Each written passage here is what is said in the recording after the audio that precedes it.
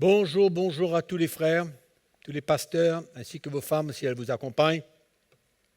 Pour cette quatrième session de Bâtir, quatrième conférence, et nous bénissons le Seigneur pour sa parole.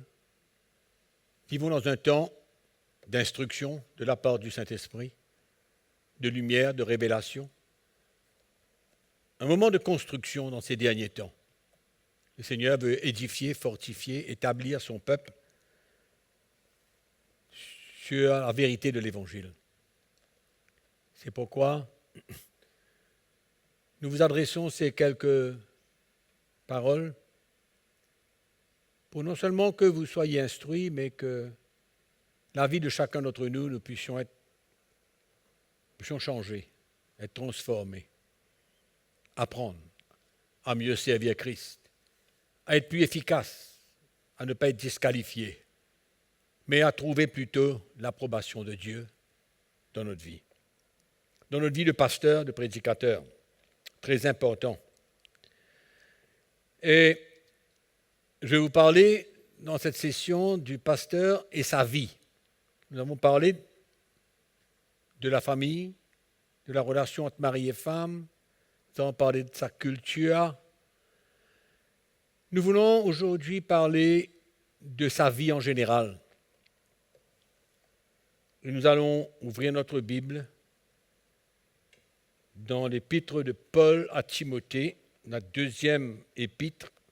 Nous allons lire le verset 10 et 11. Nous savons que Paul est l'apôtre qui a écrit plus de 2/3 du Nouveau Testament. Plus de 2/3. Il faut le faire quand même. Nous pouvons alors, je pense, que vous soyez d'accord avec moi, que nous pouvons le prendre comme exemple. Exemple de la vie du vrai serviteur de Dieu. Le Seigneur a permis qu'il écrive toutes ces épîtres. Il avait certainement l'approbation de Dieu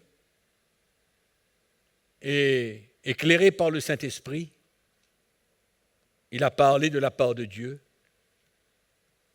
Et aujourd'hui, nous nous retrouvons avec ces épîtres et nous retrouvons Paul. Et je crois que c'est bon pour nous d'accepter que nous pouvons le prendre comme un exemple. Exemple au travers de sa vie.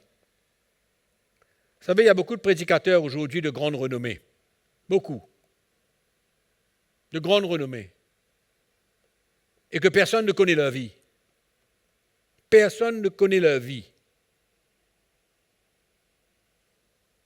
Ils ont des milliers d'auditeurs. Ils sont renommés de par le monde entier.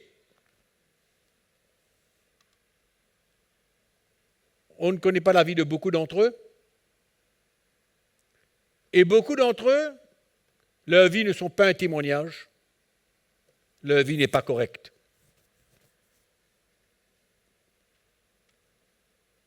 Nous connaissons suffisamment, puisque nous sommes des pasteurs, ce qui se passe un peu dans le corps de Christ. Donc dans 2 Timothée chapitre 3, je vais lire le verset 10 et 11, 2 versets. Paul dit à Timothée, pour toi. Paul était au moment de partir, il pressentait un peu sa mort. Et il écrit 2 épîtres à Timothée. Des instructions, des exhortations, des enseignements, des mises en garde. Il dit, pour toi, tu as suivi de près mon enseignement, ma conduite, mes projets, ma foi, ma douceur, mon amour, ma constance, mes persécutions, mes souffrances. À quelle souffrance n'ai-je pas été exposé à Antioche, à Icône, à Lystre? Quelle persécution n'ai-je pas supportée? et le Seigneur m'a délivré de toutes. Alléluia. Nous connaissons et nous rappelons dans le livre des Actes comment Paul a rencontré Timothée. Il était un jeune garçon, un jeune homme, et il ressentait qu'il y avait l'appel de Dieu dans sa vie, et Paul l'a pris avec lui. Paul a pris avec lui, et sans rien exagérer, nous pouvons conclure que Timothée l'a suivi de près. Il a tout entendu et il a tout vu concernant la vie de Paul, sa vie. Il était présent, il a entendu ses prédications, il a vu son style de vie, il a vu comment il agissait, ses attitudes. On se pose des questions.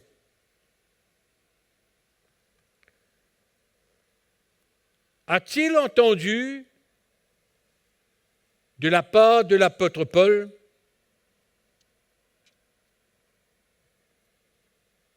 a-t-il entendu Paul changer de doctrine tout le long de son parcours pour son propre intérêt? Ou alors Paul était quelqu'un de très stable, très direct, stable dans tout ce qu'il faisait, dans tout ce qu'il disait. Donc je ne pense pas que Timothée a entendu quoi que ce soit qui était contraire. À un moment donné, il prêchait une chose, après, il prêchait autre chose. Non, je ne pense pas du tout. A-t-il remarqué des choses étranges dans la vie de Paul ou a-t-il vu Paul marcher en désordre selon l'évangile qu'il annonçait, qu'il prêchait? Est-ce qu'il a vu Paul marcher d'une manière contraire à l'évangile qu'il prêchait? Toutes ces questions, je pense, ont une réponse négative. Négative. Paul avait des faiblesses. Paul avait des manquements. C'est simple, c'est clair. Il le dit dans ses épîtres. Mais il n'était pas parfait. Il avait des faiblesses. Mais Timothée a tout vu, tout entendu. Et je pense qu'il avait un cœur ouvert à l'écoute de Paul, parce que Paul ne prêchait pas différentes choses, les unes contraires avec les autres. Paul ne cherchait pas son propre intérêt, pas du tout. Donc il voyait tout ça. Il était conscient. Et là, Paul l'écrit. Et lui dit, tu as suivi de près ma vie. C'était sa vie. Son enseignement, sa foi, sa conduite, sa patience, etc., c'est sa vie. Ses combats, ses luttes, ses persécutions, c'était sa vie. Tu as tout suivi. Et je crois que c'est important pour nous de prendre exemple là-dessus et de voir un peu comment est-ce que Paul agit, qu'est-ce qui formait partie de son appel, de son ministère. En effet, au fait, les épîtres de Paul sont un témoignage de sa vie. Un témoignage de sa vie selon la révélation qu'il avait reçue. Donc ces épîtres ne sont pas simplement un récit de doctrine, mais il relie sa vie avec tout ce qu'il écrit, avec tout ce qu'il a reçu. Sa vie était conforme à la révélation de l'évangile qu'il avait reçu, de Jésus-Christ lui-même.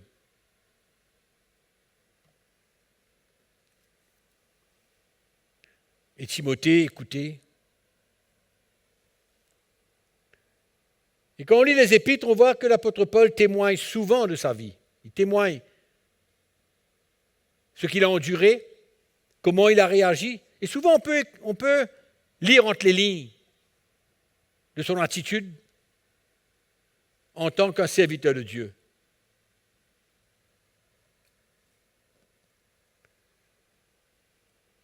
C'est pourquoi la doctrine de Paul, la doctrine de Christ que Paul prêchait, n'est pas seulement quelque chose à écouter, à recevoir,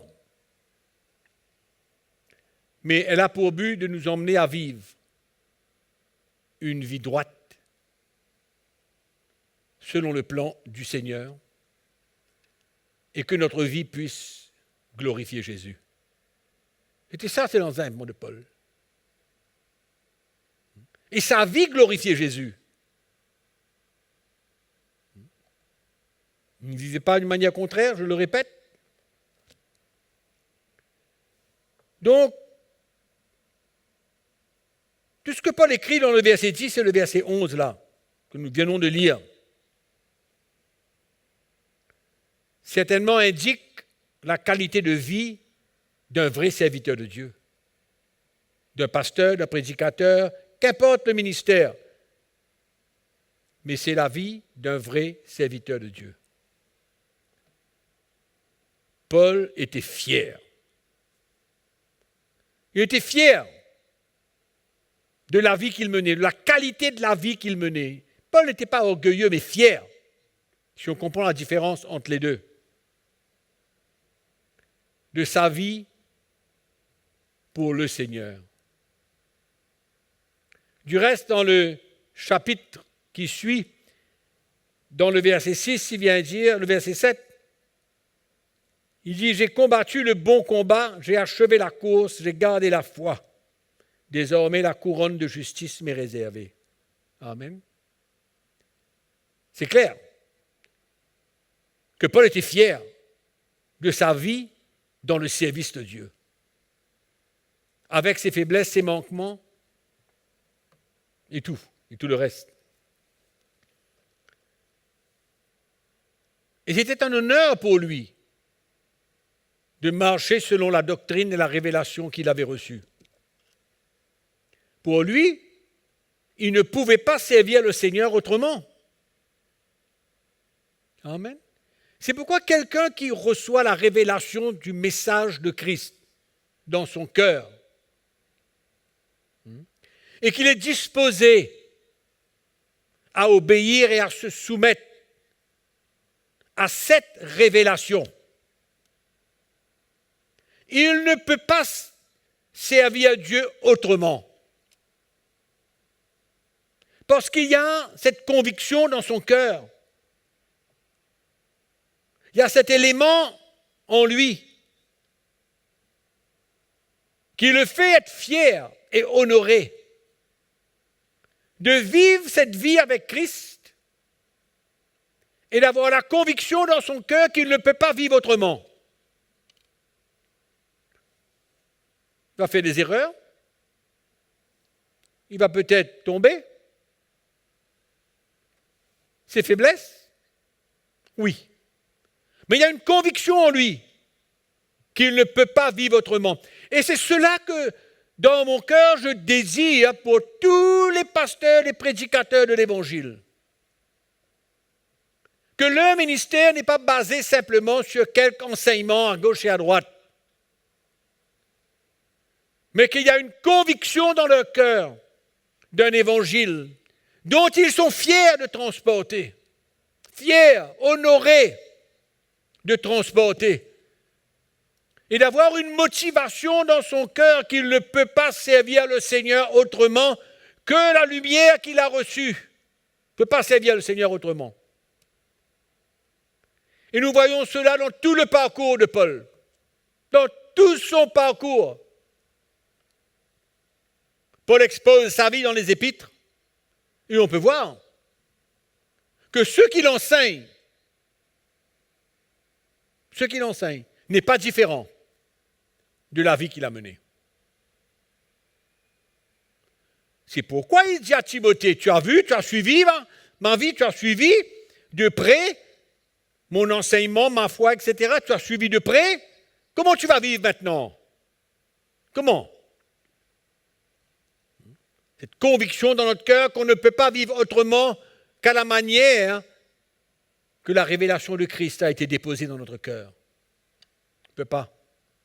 C'est pourquoi tout pasteur qui reçoit la lumière de l'Évangile doit être honoré. Honoré de vivre, qu'importe comment, qu'importe la situation, mais c'est un honneur pour lui. Et il sait qu'il ne peut pas vivre différemment. Ça doit être comme ça, c'est comme ça. Dans l'Épître aux Corinthiens, dans sa première épître, au chapitre 9, l'apôtre Paul, il dit, allons lire ce verset. Il dit, malheur à moi, si je n'annonce pas l'Évangile.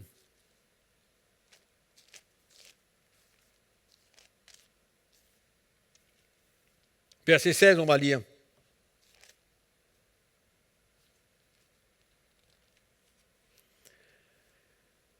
Si j'annonce l'Évangile, ce n'est pas pour moi un sujet de gloire, car la nécessité m'en est imposée. Oh, vous voyez la conviction qu'il avait dans son cœur? Ce n'était pas une obligation pour lui, mais c'était une conviction qu'il avait dans son cœur pour parler de l'Évangile qu'il avait reçu. Et il n'avait aucun autre objectif. Quand la nécessité m'en est imposée, et malheur à moi si je n'annonce pas l'Évangile. Amen. Le verset 15, il dit, « J'aimerais mieux mourir que de me laisser enlever ce sujet de gloire. » Là, il parle de l'offrande qu'il doit recevoir quand il prêche l'Évangile. Mais il dit, malheur à moi si je n'annonce pas l'Évangile. La nécessité m'en est imposée. L'Évangile que Paul avait transporté, il l'appelait mon Évangile. Mon Évangile. Hein? Incroyable. C'était tellement clair pour lui. Voyons la vie de Paul dans ses combats. Il en a eu. Il en a eu pas mal de ces combats. Et il les acceptait tous. Ses persécutions, ses souffrances, ses humiliations, ses afflictions, il les acceptait tous.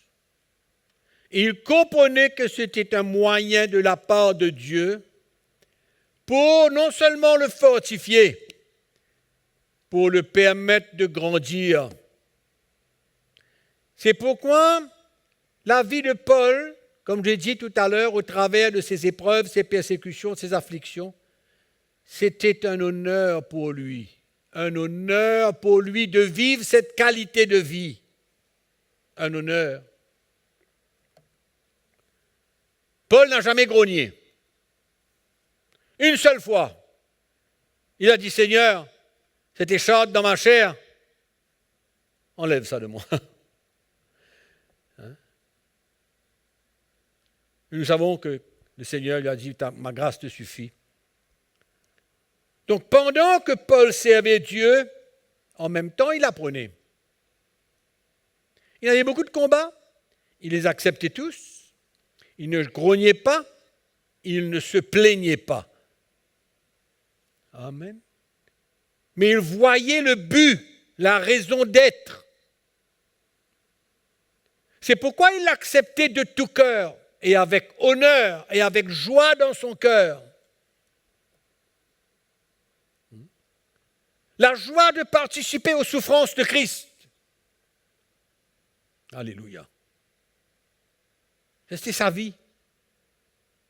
Dans ses combats. Il comprenait la croix qu'il avait besoin de prendre. C'était sa croix. Mais il comprenait aussi la grâce de Dieu envers lui pour le permettre de prendre cette croix d'accepter tout sans grogner, sans se plaindre, et d'être honoré, joyeux.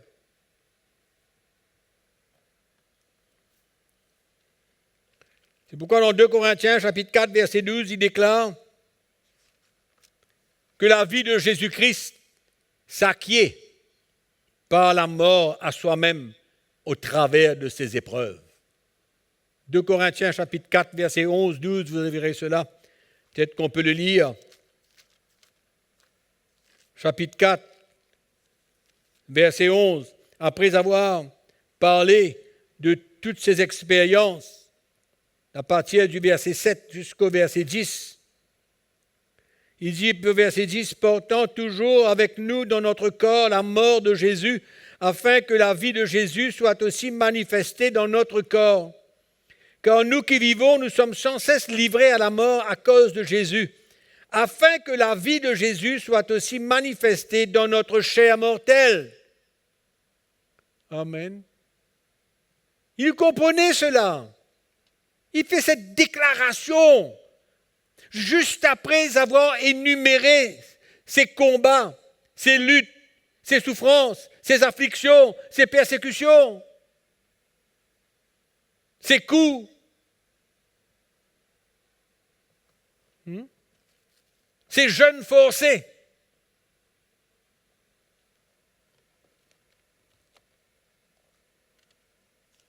Dans le chapitre 12,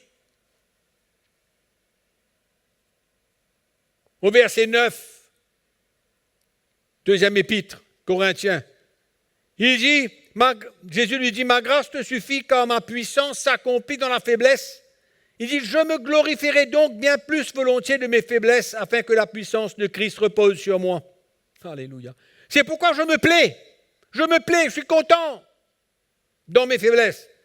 Outrage, calamité, persécution, détresse, car quand je suis faible, c'est alors que je suis fort. C'était clair pour lui que c'était dans la faiblesse que la puissance de Dieu se manifestait. Et Paul n'avait pas honte, il était plutôt fier. Et il n'avait pas honte. Beaucoup de pasteurs expliqueraient ça comme la défaite. Mais non. Paul, pour lui, c'était un honneur et il comprenait la grâce de Dieu. Il était fier et il n'avait pas honte du tout de vivre ses combats. Amen. Quelle leçon? La vie d'un pasteur, la vie d'un serviteur de Dieu. Son attitude, sa compréhension, sa manière de voir le ministère. C'est ça que Paul dit. Il décrit sa vie, il parle de sa relation avec Dieu, il parle de ses sentiments, il parle de ses réactions intérieures, il parle de son attitude. Et qu'est-ce qu'on voit? On voit un vrai serviteur de Dieu. Amen. Avec des convictions claires. Pas comme on voit souvent aujourd'hui. Ces grands hommes de foi. On voit la qualité de foi que Paul avait. Sa foi dans les épreuves. Paul avait la foi pour la victoire, lui. Il avait la foi pour la victoire.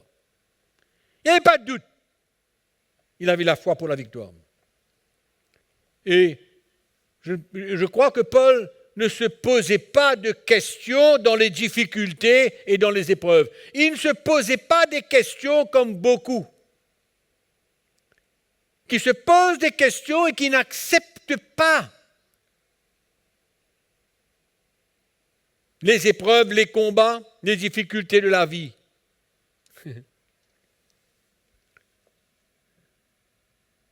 Paul comprenait que le diable n'était pas l'auteur de ses expériences.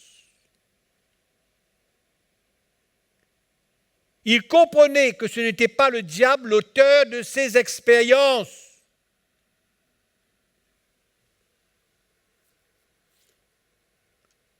Je vous parle de la vie de Paul.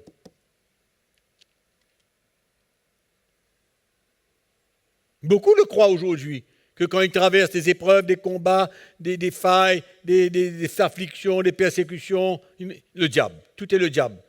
Mettre ça sur le compte du diable. Et Paul avait la foi que la main de Dieu était sur sa vie. Il avait la foi. Paul ne cherchait pas à tout comprendre, lui, mais il se remettait au Seigneur. Il avait une confiance totale en Dieu. Amen. C'est pourquoi quand il est dans la prison avec Silas, il loue le Seigneur. Il sait que sa délivrance arrive. Du reste, il dit, on a lu tout à l'heure dans l'épître au Timothée, le Seigneur me délivrera de toutes choses. Il avait la foi pour que le Seigneur lui fasse sortir de cet état dans les épreuves, les combats, les difficultés, les pleurs, etc.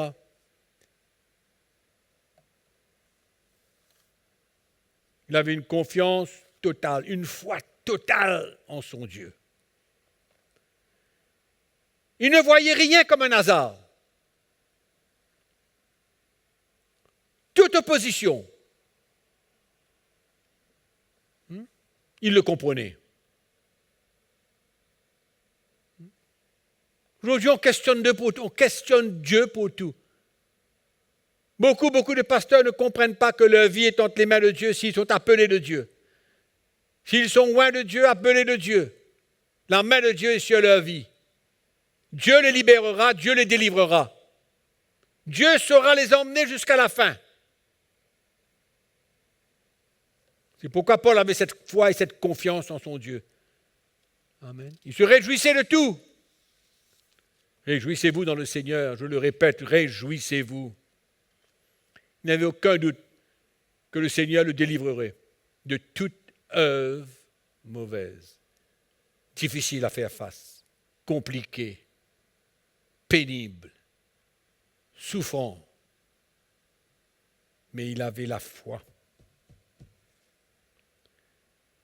Il avait la foi que dans la difficulté, il expérimenterait la grâce de Dieu. Ces paroles que Jésus lui a dit, « Ma grâce te suffit », a été marquée dans son cœur. Et il savait, il était convaincu qu'il expérimenterait la grâce de Dieu dans toute situation compliquée. Il avait la foi en son Dieu. Il savait que la main de Dieu était sur sa vie. Et il ne cherchait pas à tout pouvoir expliquer. C'est ça, la vie d'un serviteur de Dieu. C'est ça le ministère. Je viens de vous mentionner dans l'Acte chapitre 16 comment Paul dans la prison avec Silas, qu'est-ce qu'il faisait? Il se mortifiait, il pleurait, il avait pitié de lui-même? Non, il louait le Seigneur, il était dans la joie. Et on sait ce qui s'est passé après. Et Paul vivait cette qualité de vie et il encourageait les chrétiens à vivre de la même manière. Il a dit, l'œuvre que le Seigneur a commencée dans votre vie, il va la compléter lui-même. Il va la compléter lui-même. Pierre, l'apôtre Pierre dit la même chose dans son épître. Quand on traverse des moments difficiles, c'est lui qui nous fortifiera. C'est lui, c'est la main de Dieu dans notre vie. Paul avait cette foi totale dans son Dieu. Totale.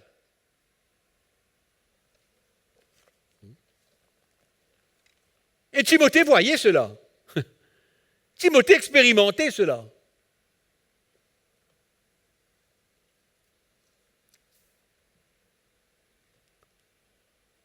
Le témoignage, la conduite du vrai serviteur de Dieu.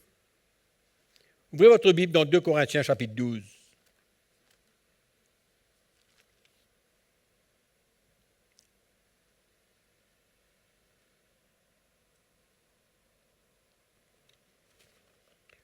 Vous connaissez, c'est le même chapitre que nous sommes en train de voir parce qu'il y a beaucoup de choses à voir dedans. Il y a beaucoup de choses à saisir dedans. Paul parle d'un homme en Christ qui fut ravi jusqu'au 3e ciel, qu'il a entendu des paroles extraordinaires.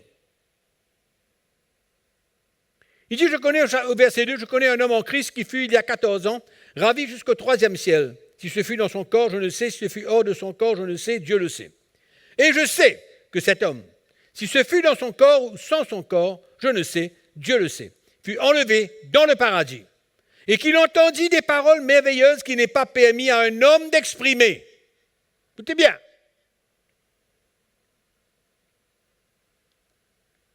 Qu'est-ce qu'il dit au verset 5? Il dit, je me glorifierai d'un tel homme. Mais de moi-même, je ne me glorifierai pas, sinon de mes infirmités. Si je voulais me glorifier, je ne serais pas un insensé, mais je dirais la vérité, mais je m'en abstiens, afin que personne n'ait à mon sujet une opinion supérieure à ce qu'il voit en moi, ou ce qu'il entend de moi en ma présence. C'est bien fort ce que Paul dit. Paul était cet homme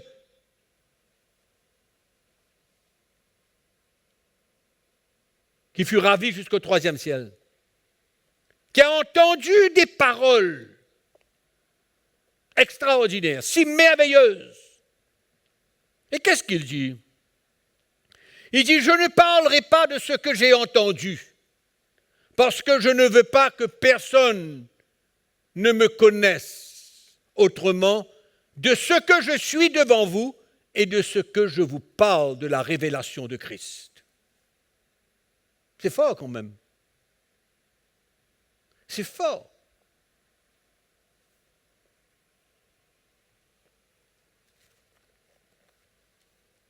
Il ne veut pas se glorifier en dévoilant tout ce qu'il a entendu, afin que personne n'ait une opinion supérieure de lui. Personne. Il veut qu'on le connaisse par ce qu'on entend de lui, pas ce qu'on entend de ce qu'il a entendu, mais de ce qu'on entend de lui, de la révélation de Jésus-Christ, qu'il a reçu lui-même. Il dit ça, c'est suffisant. Et qu'on n'ait pas une meilleure opinion de moi que ce que je suis au-devant de vous. Ne vous basez pas sur l'expérience que j'ai eue, ravi dans le 3e ciel, écoutant des paroles si merveilleuses. Attitude extraordinaire.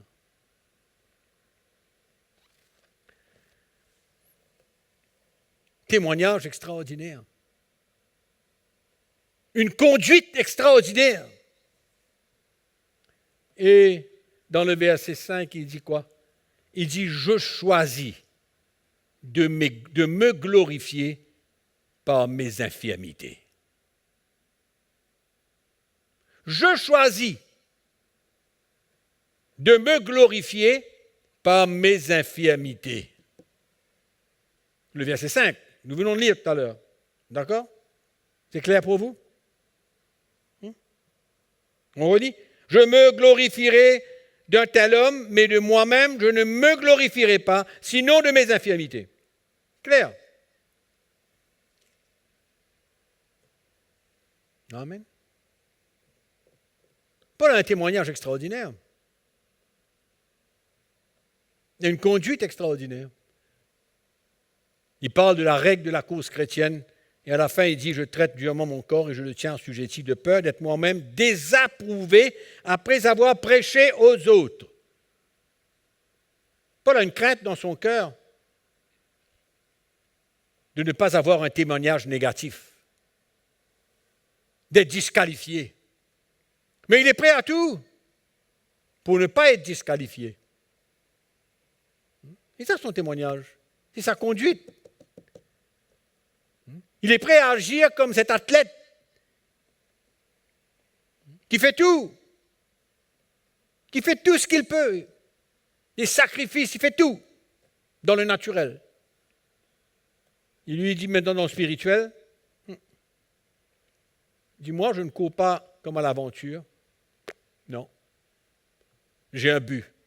Je traite dûment mon corps afin que je ne sois pas disqualifié après avoir prêché aux autres.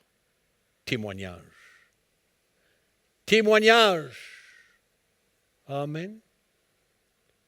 On ne peut pas oublier ces choses-là. On ne peut pas ignorer toutes ces choses-là en tant que pasteur, un prédicateur de l'Évangile.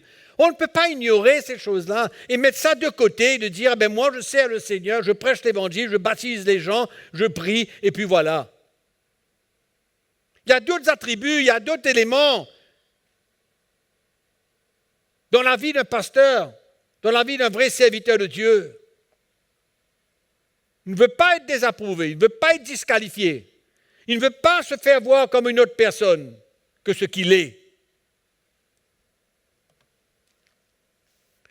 2 Corinthiens chapitre 1er, verset 12. 2 Corinthiens chapitre 1er, verset 12.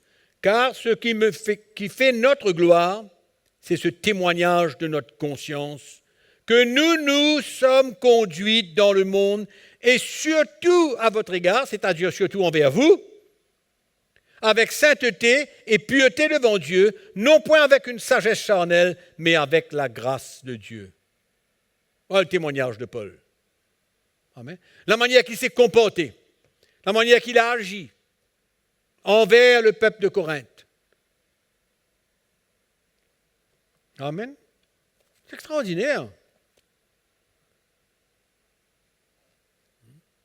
Quel est le témoignage que nous quittons derrière nous quand nous avons prêché l'Évangile, quand nous sommes en train de servir Dieu? Quel est le témoignage que nous laissons derrière nous en tant que pasteur, prédicateur de l'Évangile, bishop et tout le reste?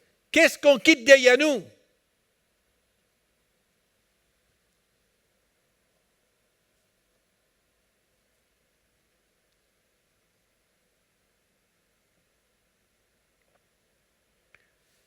Et il dit, au verset 13, « Nous ne vous écrivons pas autre chose que ce que vous lisez, et vous-même le reconnaissez. » Amen. Vous-même, vous le reconnaissez. Et j'espère que vous le reconnaîtrez jusqu'à la fin. Comme vous avez déjà reconnu en partie que nous sommes votre gloire. Nous sommes votre gloire. En d'autres mots, vous les Corinthiens, vous êtes fiers de notre ministère. Vous êtes fiers de ce que nous sommes. C'est ça qui vient dire là. Nous sommes votre gloire. Amen. Votre vie est le produit de notre ministère. C'est le témoignage de Paul.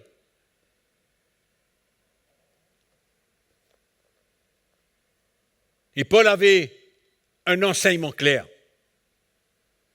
une doctrine claire. Nous connaissons le message de Paul. Nous connaissons son zèle.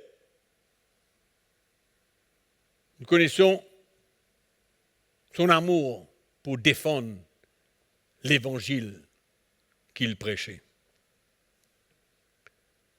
Il dit à Timothée, tu as suivi mon enseignement. Les grands thèmes de l'enseignement de Paul sont quoi, premièrement? La croix que nous devons porter. Dans toutes les épîtres que vous allez voir de Paul, il y a un élément. Quelque part, d'une mise à mort, d'une crucifixion de notre chair, d'une perte de notre vie. La croix que nous devons prendre pour permettre au Saint-Esprit de faire une œuvre profonde, nous changer, nous former à l'image de Jésus. C'était un des thèmes extraordinaires de Paul. Qu'est-ce que les prédicateurs prêchent aujourd'hui? Quel est leur message important? Quel est leur message important pour construire le peuple de Dieu?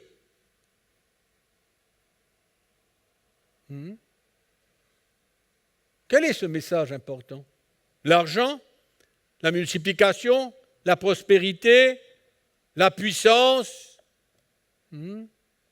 la double onction, l'onction de l'eau, il y a toutes sortes de choses qui sont la priorité, les thèmes de priorité pour les pasteurs et les serviteurs de Dieu. Paul, non.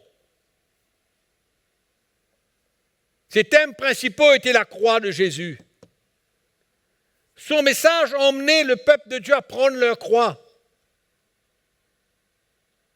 Ça, c'était un de ses messages principaux.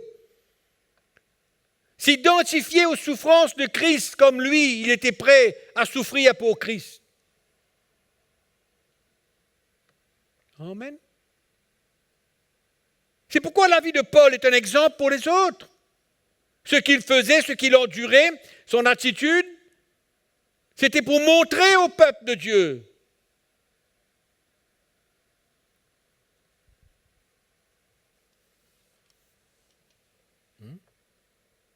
Donc il emmenait les chrétiens à prendre leur croix, s'identifier aux souffrances de Christ, s'identifier à la mort de Jésus-Christ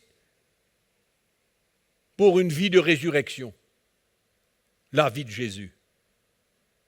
Porter la vie de Jésus. Transmettre la vie de Jésus. Paul dit que la mort agit en moi, la vie agit en vous.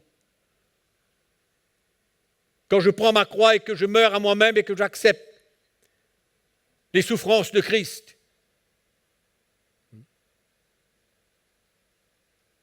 Dieu me construit. C'est la vie de Jésus en retour que je peux vous transmettre. Paul était clair dans son enseignement. Clair. Sa doctrine était claire. Comme j'ai dit au début, Timothée n'a rien trouvé de changement. Un jour c'est ça. Regardez ce qui se passe dans le monde d'aujourd'hui. Un jour, quelqu'un vient inventer tout le monde a besoin de rire pour pouvoir être rempli de Dieu. Après 6 mois, il y a quelque chose d'autre. On oublie cela, on prend quelque chose d'autre. Paul était constant dans son enseignement. Il n'y avait pas de changement. Il n'y avait pas une doctrine pour 6 mois, et puis une autre doctrine pour 1 an, et puis une autre doctrine pour 3 ans. Non. Paul était constant dans son enseignement. Sa doctrine était claire. Il ne déviait pas du tout. Non. Souffrir, perdre sa vie était la base de son enseignement, avec la promesse de la vie de Jésus-Christ en retour. Amen. Et si vous allez et vous retournez à la première conférence Bâtir, vous verrez qu'on parle d'un enseignement de la fondation de l'Église, de la chrétienté. Jésus-Christ et la croix de Jésus-Christ. J'espère que vous vous souvenez. Voilà la bonne raison pourquoi l'apôtre Paul dit « J'ai été crucifié avec Christ. Ce n'est plus moi qui vis, c'est Christ qui vit en moi. » Amen. C'était un des thèmes principaux. Pour arriver à quoi? À être un homme, une femme spirituelle qui expérimente la sanctification. Amen. Ça, c'était aussi un message de l'apôtre Paul, comme quoi que la sanctification était l'un des messages les plus importants de la vie chrétienne. Pourquoi est-ce qu'on veut prendre la croix? C'est pourquoi? Mettre à mort les désirs de la chair. Avoir la victoire sur le péché. Avoir la victoire sur les désirs de la chair. Pourquoi? Afin de pouvoir être libéré du péché. Le péché qui nous enveloppe si facilement. Amen. Dans 1 Thessaloniciens chapitre 4, le verset 3 jusqu'au verset 8. Bon, on ne va pas lire tout, mais on va lire rapidement. Ce que Dieu veut, c'est votre sanctification. Ce que Dieu veut, c'est votre sanctification. Le verset 3, chapitre 4, première épître de Paul aux Thessaloniciens. Que vous absteniez de la débauche. C'est que chacun de vous sache posséder son corps dans la sainteté et l'honnêteté, sans vous livrer à une convoitise passionnée, comme font les païens qui ne connaissent pas Dieu. C'est que personne n'use envers son frère de fraude et de cupidité dans les affaires. En d'autres mots, qu'il soit intègre. Parce que le Seigneur tire vengeance de toutes ces choses, comme nous vous l'avons déjà dit et attesté. Car Dieu ne nous a pas appelés à l'impureté, mais à la sanctification. Celui donc qui rejette ses préceptes ne rejette pas un homme, mais Dieu, qui vous a aussi donné son Saint-Esprit. Amen. Donc la sanctification pour Paul était l'un de ces sujets importants. Et que nous connaissons bien sûr comment Paul parle de la grâce de Dieu pour sa vie, pour le ministère, pour pouvoir faire face à toutes choses. La grâce de Dieu pour servir Dieu en toutes circonstances, bonnes ou mauvaises. Amen. On a besoin de la grâce de Dieu. On se souvient, ma grâce te suffit. Amen. Ma grâce te suffit, que Jésus lui a dit. Et Paul est conscient de cela.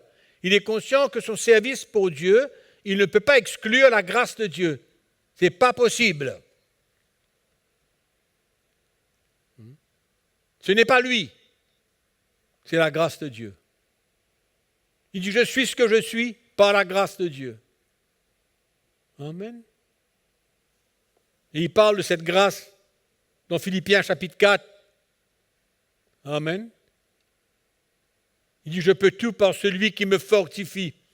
Il nous fortifie par la grâce qu'il manifeste, par cette force puissante, divine qui se manifeste pour nous permettre de l'obéir, de prendre notre croix et de le suivre. Paul était un grand prédicateur de la grâce de Dieu, un grand prédicateur de la liberté du chrétien. Il a combattu la liberté du chrétien sous la Nouvelle Alliance.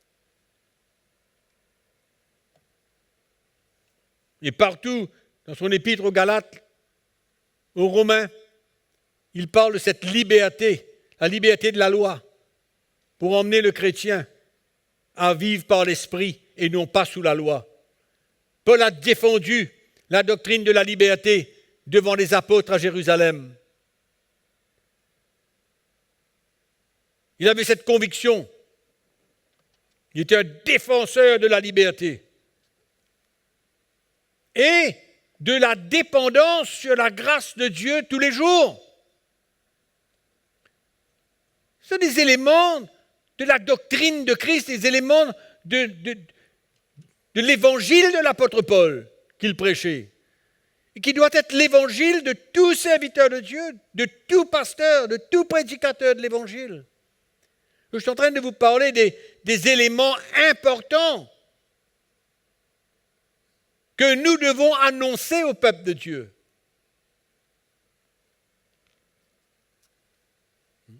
Et ce qui est merveilleux, c'est que cet évangile que l'apôtre Paul portait, c'était l'arme qu'il se servait pour se défendre vis-à-vis de ses détracteurs, l'évangile.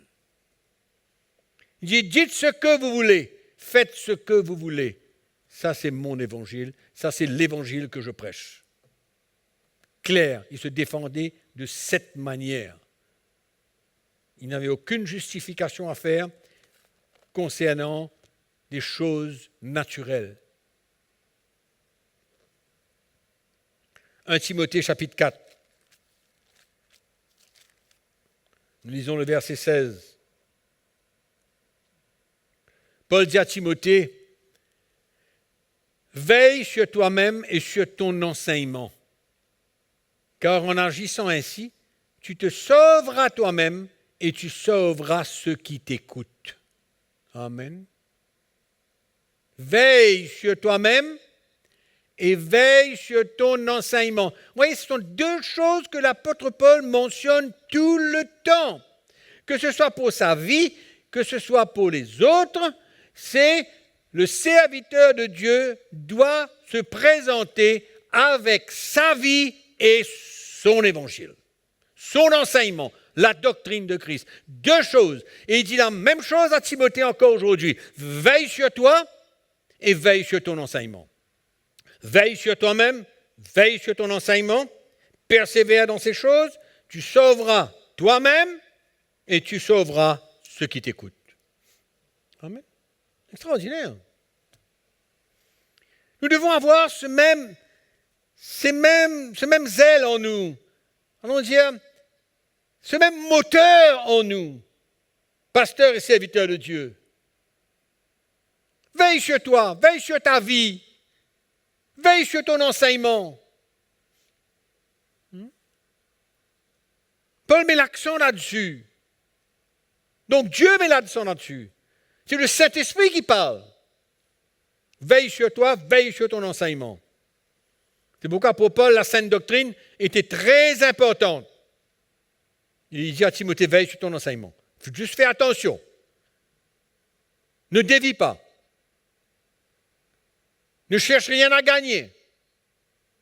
Même si les gens fuient, même si les gens n'aiment pas, même s'ils te persécutent, veille sur ton enseignement.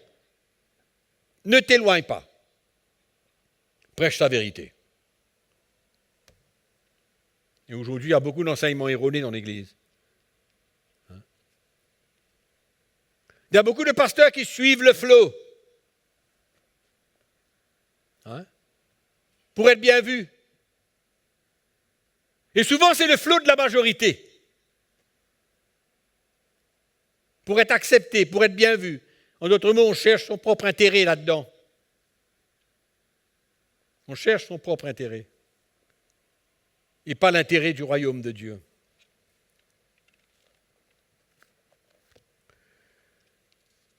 Paul faisait toujours la différence entre les bénédictions matérielles et les bénédictions spirituelles. Il mettait l'accent sur les bénédictions spirituelles. Pour le chrétien qui suivrait la parole de Dieu. Amen. C'était ça. Parce que Paul avait compris que c'était ça le vrai héritage du chrétien. Ce n'était pas les choses matérielles de la vie. C'était les choses spirituelles. C'est pourquoi il les exhortait à obéir, à se soumettre, à suivre le Seigneur, à servir le Seigneur. Parce qu'en retour, il recevrait les bénédictions spirituelles. Amen. Il mettait en garde les chrétiens de ne jamais s'attacher à l'argent, ni de s'attacher, ni de rechercher les choses matérielles. Si le Seigneur te donne, gloire à Dieu, mais ne cours pas après. C'est de la cupidité. Ne cours pas après. Amen. Paul dit que cherche d'abord le royaume de Dieu. Ne cherche pas les choses matérielles parce que ce sont les païens qui recherchent ces choses-là. Toi, cherche les choses spirituelles. Cherche. Cherche une vie spirituelle. Et Paul, dans le livre des Galates, le termine. Galates chapitre 6, verset 8.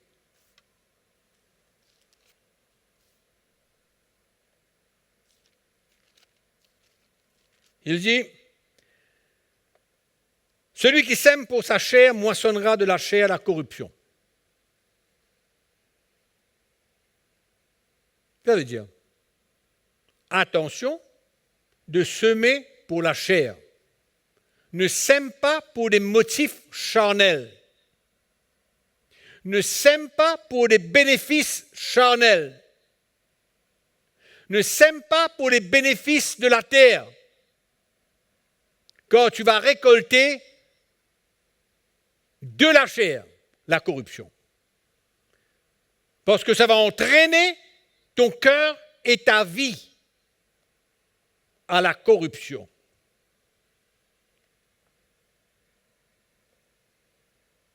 Tu vas récolter de la chair. Qu'est-ce que tu vas récolter? Les fruits de la chair. qui mènent à la destruction.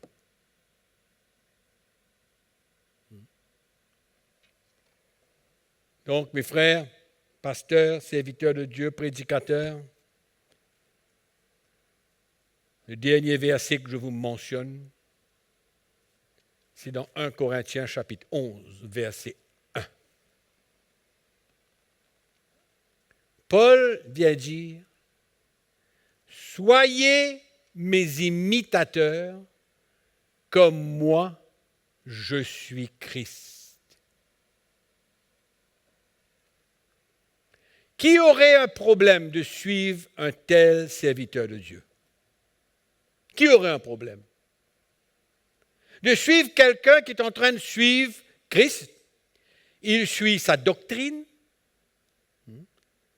Sa vie est un témoignage. Qui a un problème de suivre quelqu'un comme ça? Il dit, suivez-moi. Imitez ma vie. Comme moi, je suis en train de suivre Christ. Je marche sur tes traces. J'enseigne sa doctrine. Amen. C'était sa vie. Paul dit, regardez à ma vie. Et regardez à mon enseignement. Amen. Quel défi. Quel défi pour chaque pasteur ici.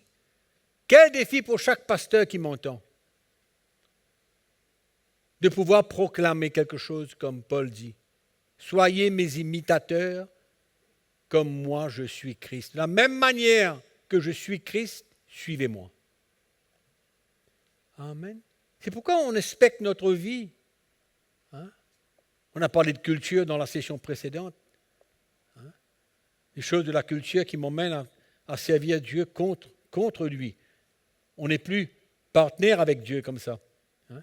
Quand on fait des choses qui sont contraires à la parole de Dieu, que ce soit par culture, que ce soit par autre chose, on ne travaille plus avec Dieu. On n'est plus co-ouvrier avec Dieu. On n'est plus serviteur de Dieu. On travaille avec Dieu. C'est lui le constructeur de son Église. Il dit, je bâtirai mon Église. Donc nous sommes appelés, nous, pasteurs, serviteurs de Dieu, à construire avec Jésus.